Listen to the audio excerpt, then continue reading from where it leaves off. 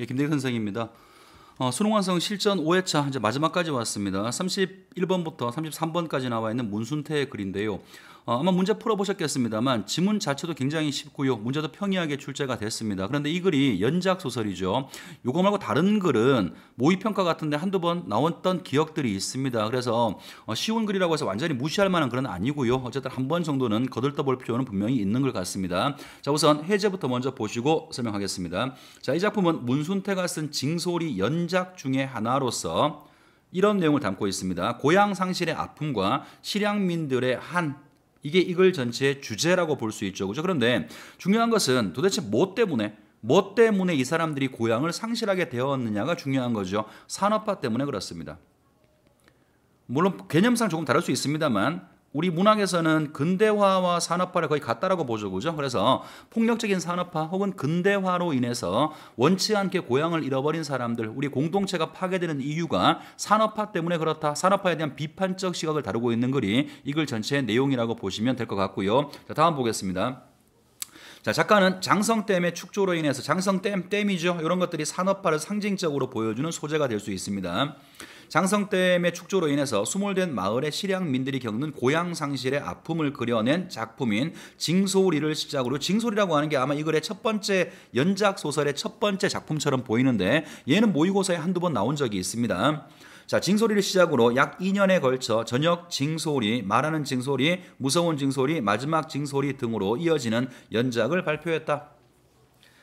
이 작품에서 댐의 건설은 고향 상실의 직접적 원인이며, 왜냐하면 이것이 산업화를 의미한다라고 말씀을 드렸죠. 직접적 원인이며 물질적 가치에 의해서 전통적 질서가 파괴되는 폭력적 근대화의 일면이다. 댐이 상징하는 바가 바로 폭력적 근대화 혹은 폭력적 산업화라고 볼 수가 있다라는 겁니다.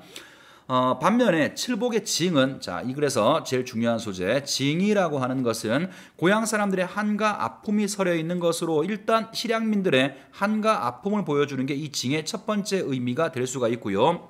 그들의 삶을 어루만져 주는 역할을 한다. 그들의 삶을 어루만진다. 다른 말로 하면 위로한다는 말이겠죠. 그죠? 위로하는 역할을 두 번째로 하게 되는 게 그래도 징의 큰 역할이라고 볼 수가 있을 것 같아요. 작가는 이 작품을 통해서 산업화가 지닌 강제성과 폭력성, 자, 산업화에 대해서 부정적, 비판적 시각을 보여주고 있죠. 산업화에 대한 강제성과 폭력성, 그리고 산업화의 이면에서 희생당하는 농촌 사람들의 굴곡진 삶과 한을 예리하고 사실적으로 그려내고 있다. 자, 이 글 전체가 어떤 글인지 대략적으로 스케치했습니다. 자, 그러면 본문 들어가서 읽어 나가면서 볼 텐데 그렇게 어려운 내용은 아닐 거예요. 자, 읽어봅시다.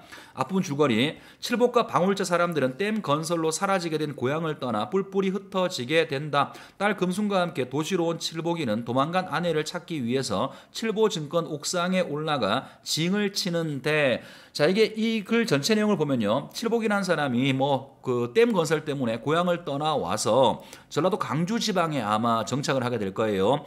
원치 않게 고향을 떠나서 도시민이 됐는데 그 도시에서 굉장히 가난하게 살아가요. 그래서 도시 하층민으로 전락한 사람들의 대표적인 사람으로 칠복이를 보여주고 있는 거예요. 폭력적 산업화 때문에 삶의 터전을 잃은 것도 있지만 동시에 이 사람은 도시 하층민으로 전락하게 되는데, 또 불행하게도 아내가 어떤 이유 때문에 도망을 가서 지금 딸과 둘이 살고 있는 상황인 겁니다. 자, 또 계속 봅시다. 징소리의 향수를 느낀 사장의 눈에 띄어서 칠보증권의 경비원으로 취직을 하게 된다. 여기 지금 보면 칠보증권 사장 나오죠. 뒤에 나올 텐데요. 도시민을 상징적으로 보여주는 사람이겠죠. 도시민들, 고향을 등지고 떠나온 도시민들도 고향에 대한 향수를 가지고 있음을 확인해 볼 수가 있죠. 자, 칠복은 매일 옥상에 올라가서 점심시간을 알리는 징을 치는데, 그러던 어느 날 칠복은 딸과 함께 옥상에 오르며 방울제의 마지막 장승제를 떠올린다. 자, 이 글의 첫 번째는요, 과거 해상부터 시작이 됩니다. 그러면 과거 해상을 볼 때는요, 항상 주의해서 볼게. 이 과거 해상을 하고 있는 현재 시점이 어딘지를 확인하셔야 돼요. 앞에 해전을 보시면 옥상이죠. 그죠? 옥상 위에서 금순이와 함께 있으면서 과거의 어떤 방울제를 떠나오기 전날 했던 마지막 제삿날을 회상하는 것으로 이야기가 시작되는 겁니다. 읽어보겠습니다. 정든 땅 방울제를 떠나는 이민들이 산지 사방으로 흩어지니 천지신명께서는 전과 다름없이 이들을 보살펴 주시옵고 땡땡땡 뭔가 축복하고 있고요. 이날 충무는 다른 때보다 길고 애절하여서 제사에 참여한 방울제 사람들의 눈시울을 적셨다. 아마 슬픔이겠죠. 사람들이 오늘만 지나면 이 정든 고향을 떠나야 되니까 그 슬픈 마음 눈물을 흘리는 것을 이렇게 표현한 것 같아요. 충문이 끝나자 여기저기 팽팽 코를 푸는 소리가 들렸다. 마찬가지죠. 눈물이 났으니까 코를 푸는 소리가 들리는 겁니다.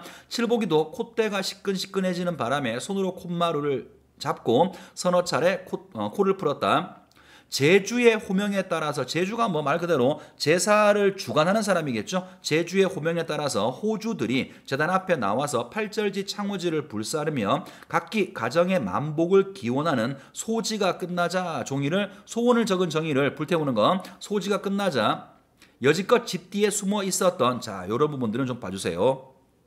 남녀노소 할 것 없이 방울제 모든 사람들이 우르르 몰려나와 제사 음식을 나누어 먹었어요. 모든 사람들이 동시에 또 음식을 나누어 먹습니다. 자, 이게 뭐냐 하면 산업화에 의해서 파괴되기 전 우리의 전통사회, 공동체적 질서가 남아 있었던 우리 전통사회의 모습을 이야기하는 거예요.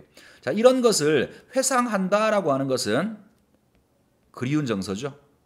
지금 현재는 산업화 때문에 모두 파괴되고 없지만 예전에 우리 모두 똑같이 모여서 똑같이 뭔가를 나눠 먹고 했던 그러한 전통사회의 모습을 그리워하는 칠보기의 모습을 회상 형식으로 보여주고 있는 겁니다. 자, 다음으로 가시죠. 다른 때 같으면 기발기술 한 짝만 마시고 집으로 돌아갔겠지만 이날 밤만, 어떤 날 밤인데 내일이면 헤어져야 될 마지막 날 밤이죠. 이날 밤만은 오래오래 취하도록 술잔을 돌리고 희번하게 동이 터올 때까지 농악을 울렸다. 뭐 때문에? 아쉬움 때문에. 고향을 떠나야 되는 사람들의 아쉬움과 슬픔이 드러나 있는 겁니다. 방울제 사람들은 정든 고향을 떠나는 아픔을 농악소리로 달래기도 하는 듯. 자, 그러면 농악소리 이게 뭔데요? 징이죠. 징의 역할이 또 나왔죠. 고향을 떠나는 아픔을 달래는 것이죠. 이런 사람들, 고향을 강제적으로 고향을 잃게 된 실향민들의 아픔을 위로하는 소재가 징으로 상징되는 소재로 등장하게 되는 겁니다. 자, 밤새워 잦은 모리를 울려댔다. 부끄러움은 많아서 마을 앞 각시샘을 아랫 당산 쪽으로 휘어 돌아가곤 하던 새색시들까지도 벚꽃놀이를 하였고 아이들마다 제 아버지나 어머니의 어깨 위에 올라가서 덩실덩실 꽃나비가 되어서 춤을 추었다. 자, 고향을 떠나기 전날 밤을 해상하는 거, 여기까지 내용입니다. 그리고 이제 현재로 돌아오죠. 현재 시점은 11층 옥상에 있는 게 현재 시점이에요. 여기서부터는 해상이 끝나고 현재로 돌아옵니다. 자, 옥상으로 올라가 칠복이는 등장인물, 칠복이는 휘휘 이상한 소리를 내면서 바람을 밀어내는 하늘과 쫑긋쫑긋 건물들이 솟은 도시를 한눈에 담으면서 왼손에 든 징을 그냥 치는 것도 아니고요. 머리 위로 힘껏 축혀 올렸다. 자, 징징징. 칠복은 징채를 휘둘렀다. 징소리는 바람처럼 울려 퍼졌고 징채를 휘두르는 칠복의 온몸은 피돌기가 빨라지는 듯 싶어서 흥분하기 시작한 거죠. 자, 그는 옥상 위에서 경중거렸다. 머리 끝에서 발부리까지 한 줄기의 소리가 그의 핏줄을 타고 온몸에서 퍼지면서 고향을 잃은 분한 마음. 자, 이제 그 징소리의 의미겠네요. 고향을 잃은 분한 마음, 아내를 잃은 슬픔, 이러한 것들이 징소리와 함께 하늘과 땅으로 울부짖음이 되어서 흩어졌어. 그러니까 아마도 그 징을 높이 들어서 자기 마음속에 있는 이런 한들을 표출하기 위해서 징을 치고 있는 것 같아요. 자, 그는 방울제의 댐을 막으려고 불도저를 들이댔던 빨간 모자를 삐딱하게 둘러쓴 측량기사, 산업화의 천병이겠죠. 측량기사. 물에 잠긴 마을에서 낚싯줄을 들이운 낚시꾼. 자, 이 사람들의 아픔도 모르고 놀러온 낚시꾼들. 아내를 낚아채간 식당 주방장. 자, 주방장의 머리통을 깨 부수듯 신들린 사람처럼 징채를 휘둘렀다. 그렇다면 여기 지금 나오는 세 사람들은 분노를 일으키는 사람이죠. 마음속에, 칠복이의 마음속에 분노 혹은 반감을 일으키는 대표적인 인물 셋을 이야기하고 있고, 이 사람들을 떠올리면서 마음속에 한을 담아서 칠복이가 징을 치고 있는 겁니다. 자, 그가 징채를 휘두르는 순간에는 뿔뿔이 흩어져 버린 고향 사람들의 얼굴이 하나둘 되살아나서 그와 함께 경중거리는 모습이 보였다. 자, 이거를 볼 때 주의해서 볼 것 중에 하나인데요. 칠복이가 고향을 그리워할 때마다 환영을 보는 장면들이 나타나요. 이거는 과거 회상과는 조금 다르죠. 회상이 아니라 지금 내 앞에 실제로 그 사람들이 있는 것 같은 그런 모습을 보게 되는 건데 그 다음 나와 있는 부분이 바로 환영입니다. 자, 상세잡이 장말개는 까강까강 깽가리를 치고 장말개가 아마도 옛날 같이 고향에 있을 때 친구겠죠, 그죠? 얘는 깽가리를 치고 고개를 까딱거리고 장고잡이 김칠떡이는 덩덕쿵덕쿵 어깨를 내두르고 노루처럼 뛰었다. 대포수 채팔마니에 갸뚝한 얼굴도 보였고 소고잡이의 여러 친구들도 신이 나서 공중거렸다. 자, A 부분이 바로 환영입니다. 환영. 회상하는 게 아니고요. 눈앞에 진짜 이런 모습이 보이는 거예요. 이건 아마도 이런 환영이 보인다라고 하는 것은 고향을 비록 떠나왔지만 칠복이의 마음속에는 여전히 그리운 마음이 남아있다라는 것을 이런 환영을 통해서 보여주는 것 같습니다. 자, 그 다음 다시 또 B로 가죠. 어디까지 봤나요? 선생님이 지금 놓쳤네요. 다시 읽어보겠습니다. 자, 희몰이 자진몰이 가락으로 넘어가면서 매깃꽃은 절정을 이루었고 300평 남짓한 옥상이 손바닥처럼 좁아졌다. 그러면 다시 또 요거는 현재네요. 그죠? 희몰이 자진몰이 가락을 치고 있는 사람은 누군데요? 환영을 보고 있는 칠복이가 치고 있는 거죠. 그래서 이렇게 열심히 치다가 보니까 11층 옥상이 현재 장면이잖아요. 옥상도 좁게 느껴졌답니다. 자, 환영 장면에서 현재로 넘어왔어요. 금순이도 신이 나서 꽃나비처럼 팔을 벌리고 나붓나붓 춤을 추었다. 건물 안에 구경꾼들이 옥상으로 올라오자 그들 분야는 더욱더 신바람이 났다. 칠보진권 건물 안에 모든 사람들은 자, 이 사람들 도시민을 상징하는 거죠. 고향을 떠나온 도시민들 모든 사람들은 점심시간을 알리는 징소리를 듣고 저마다들 잠시나마 잃어버렸던 고향 하늘을 떠올리며 숙연해지기까지 하였다. 그렇다면 이 도시인들한테는 징소리가 어떤 또 기능을 하냐 하면 고향에는 향수, 고향을 그리워하는 마음이 향수라고 하죠. 향수를 환기시키는 떠올리게 만드는 그러한 역할도 하는 모양입니다. 자, 고향에 안 가본 지가 너무 오래돼서 나는 한 10년쯤 됐구만. 다음 추석 때에는 제 백사하고 모든 일을 다 제치고서라도 고향에 댕겨와야겠어. 우리 집 애새끼들이 아빠 고향이 어디냐고 쫄라대는데 여지껏 구경을 안 시켜줬구만. 이러다가는 고향 꿈에도 안 나타나겠어. 저놈의 징소리가 괜히 사람을 심란하게 만드는구만. 그들은 고개를 찌뻐듬이 뒤로 꺾어서 편한 자세로 의자에 앉아 닫힌 창문에 펼쳐진 손바닥만한 하늘을 목마르게 쳐다보면서 한마디씩 내뱉었다. 이 장면은 모두 다 도시인들 마음속에도 고향에 대한 향수가 남아있다라는 것이죠. 자, 중략됐고요. 다음 부분. 언제나 벽에 걸려있던 징이 보이지 않았다. 자, 새로운 사건이 시작됩니다. 온 방안을 발칵 뒤집어 보았으나 없었다. 건물을 샅샅이 뒤지고 수채구멍, 쓰레기 한치장, 지하실 창고, 화장실, 보일러실이며 사무실마다 돌아다니면서 책상 밑까지 다 쑤셔내 보았지만 징은 보이지 않았다. 그 때문에 사흘째나 징을 치지 못했다. 징 소리가 그치자 칠보진건 사람들은 칠보기를 소 닭 보듯 보아 넘겼어. 무슨 말인가요? 무관심한 거죠. 이 사람들한테는 칠복이라는 사람이 그냥 단순하게 점심시간 알리는 사람에 불과한 건데 며칠 동안 치지 않으니까 그냥 무관심하게 지나가 버린 겁니다. 자, 그는 심장도 피도 없는 진짜 허수아비가 되어 버린 듯 싶었다. 시민들도 그들이 고향을 잃어버린 것 같이 그렇게 쉽게 칠보기의 징소리를 잃어버렸다. 자, 이런 부분들을 보면요. 자, 뭐가 더 나오냐 하면 도시민들, 이 사람들에 대한 간접적이긴 합니다만 비판적 인식이 보이죠. 이게 만약에 방울제에서 벌어진 사건이라면 모든 사람들이 전부 다 나서서 징을 찾아주던가 아니면 징이 없다라고 하더라도 그 사람 가치 자체를 부정하진 않을 거예요. 근데 여기 지금 나온 도시민들을 보면 바쁜 삶 속에서 그냥 금방금방 잊어버리고 어떤 사람을 징치는 사람, 단순한 수단적 가치로밖에 인식하고 있지 않죠. 이런 것들을 보면 도시민들의 어떤 비판적인 시각 이런 것도 작가가 글 속에서 드러내고 있는 것처럼 보입니다. 자, 칠보증권의 거래고가 뚝 떨어졌다고 했다. 그 때문에 박철 사장은 뒷덜미가 더욱더 부지런하게 당겨서 걸핏하면 신경질을 부렸다.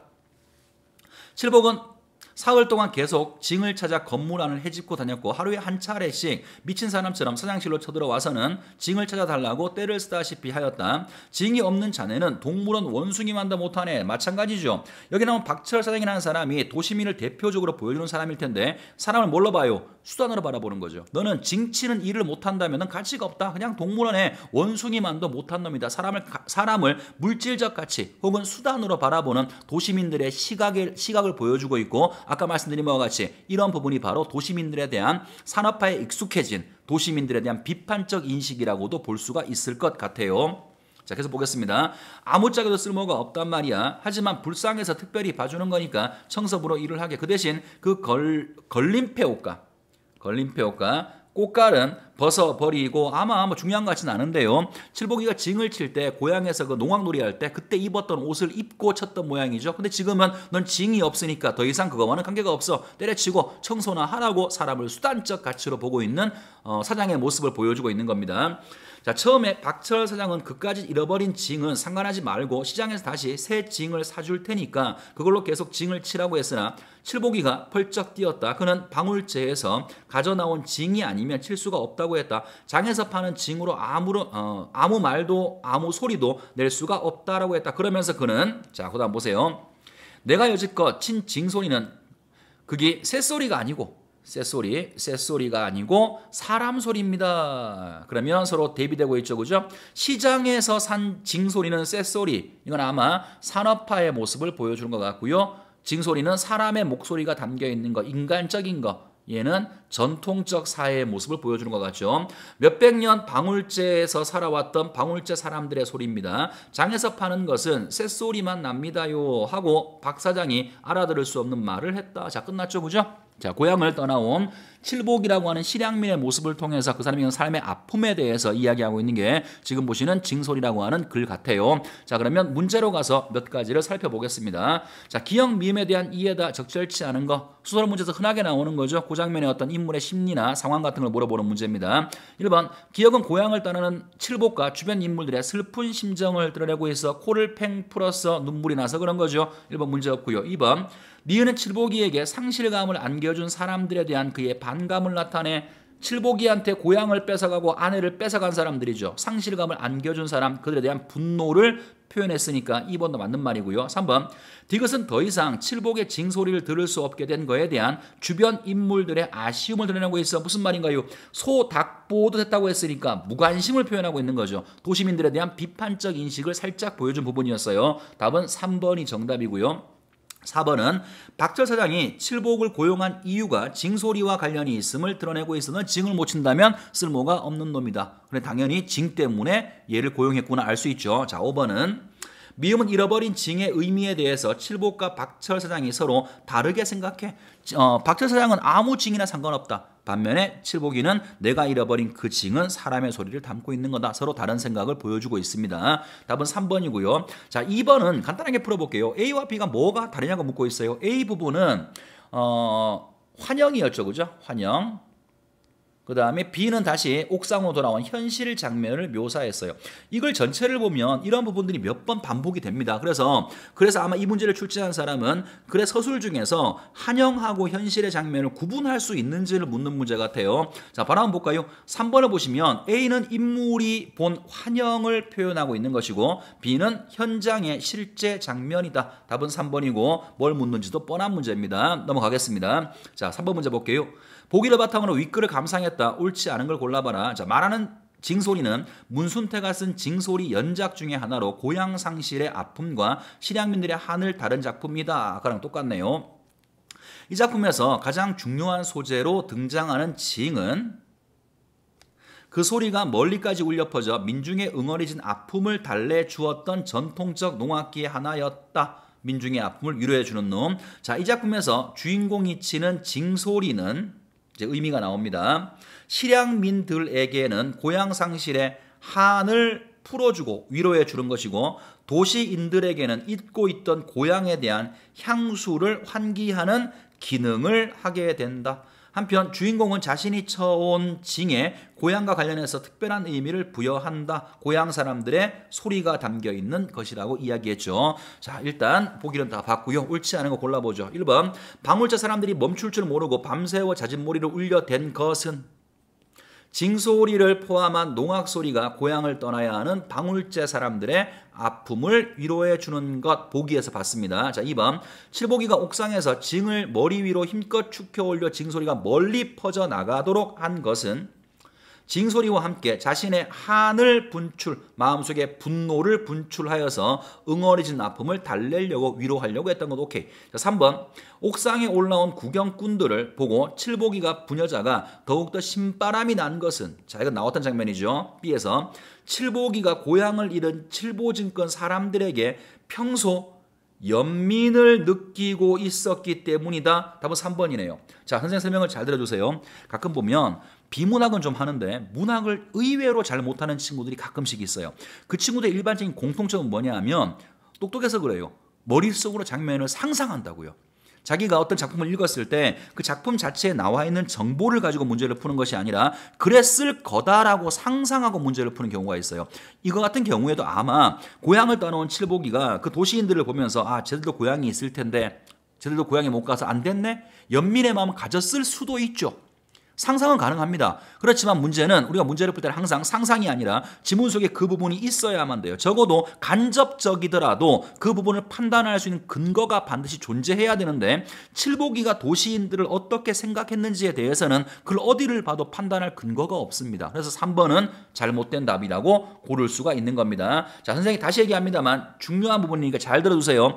올해 수능장에 들어가시면 문학이 헷갈리는 게 있을 거예요. 거의 대부분의 경우 어떤 경우냐면 헷갈리는 이유가 지문에서 답을 찾지 않고 여러분 머릿속으로 상상할 때 문제가 헷갈리기 시작하는 겁니다. 주의해서 봐주시면 좋을 것 같아요. 4번과 5번은 뻔한 얘기니까 여러분이 봐주시면 좋겠고요. 자, 일단 쉬운 글입니다만 뭐가 나올지 사실 알 수 없는 거죠. 특히나 올해처럼 수능 문제가 쉬울 거라고 예상되는 이런 해에서는 이렇게 쉽게 나오는 지문들 만만하게 보지 말고요. 시험장에서 직접 만날 수 있는 것들이니까 항상 첫 번째 마음 먹었던 것처럼 겸손한 마음으로 문제를 보고 겸손한 마음으로 공부를 해두시기 바랍니다. 자, 수고 많았습니다.